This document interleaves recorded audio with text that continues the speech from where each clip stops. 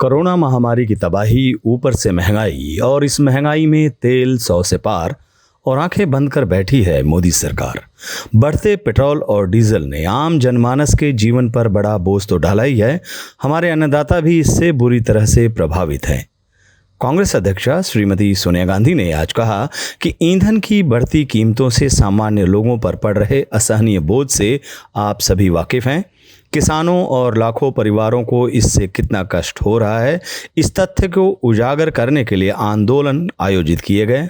लेकिन ईंधन के अलावा कई अन्य आवश्यक वस्तुओं जैसे दालों और खाद्य तेलों की कीमतें भी आसमान छू रही हैं, जिससे व्यापक संकट पैदा हो गया है। यह मूल्य वृद्धि ऐसे समय में हो रही है जब अभूतपूर्व संख्या में लोग अपनी आजीविका खो रहे हैं, जब बेरोजगारी बढ़ रही है और आर्थिक रिकवरी मात्र मृग तृष्णा है। केंद्र सरकार के ढुलमुल टीकाकरण पर कांग्रेस पार्टी के कई नेताओं ने बार बार प्रधानमंत्री को चेताया।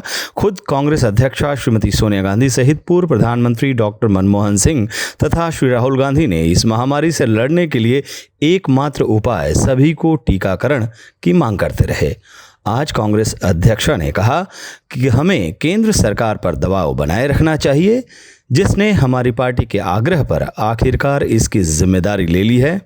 इसके साथ साथ हमें यह भी सुनिश्चित करना होगा कि पंजीकरण हो, जहां भी टीका लगवाने के प्रति इस प्रकार की झिझक है उसका निवारण किया जाए तथा वैक्सीन की बर्बादी को न्यूनतम स्तर पर लाया जाए।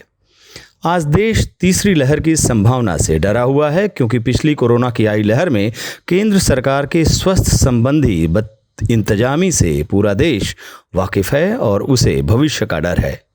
आज श्रीमती सोनिया गांधी ने कांग्रेस पार्टी के महासचिवों प्रभारियों की बैठक में कहा कि विशेषज्ञ अब से कुछ महीनों बाद संभावित तीसरी लहर की बात कर रहे हैं। उनमें से कुछ आने वाले महीनों में बच्चों की इस महामारी के प्रति भेद्यता की ओर इशारा कर रहे हैं। इस पर भी तत्काल ध्यान देने की आवश्यकता है और हमें इस संबंध में प्रभावशाली कदम उठाने चाहिए ताकि बच्चों को इस आपदा से बचाया जा सके। यदि इस महामारी का पुनः आक्रमण होता है तो उससे बेहतर तरीके से निपटने के लिए हमें कारगर कदम उठाने होंगे।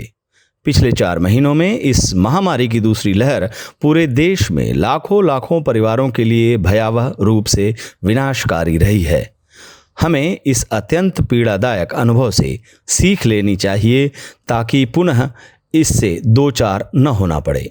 श्रीमती गांधी ने कहा कि संकट की घड़ी में लोगों तक सहायता पहुंचाने के लिए युवा कांग्रेस को समुचित जन समर्थन प्राप्त हुआ, लेकिन देश भर में ऐसे अनेक कांग्रेस के कार्यकर्ता और कांग्रेस की महिला कार्यकर्ता हैं जिन्होंने इस संकट काल के दौरान राहत गतिविधियों के प्रति स्वयं को समर्पित किया।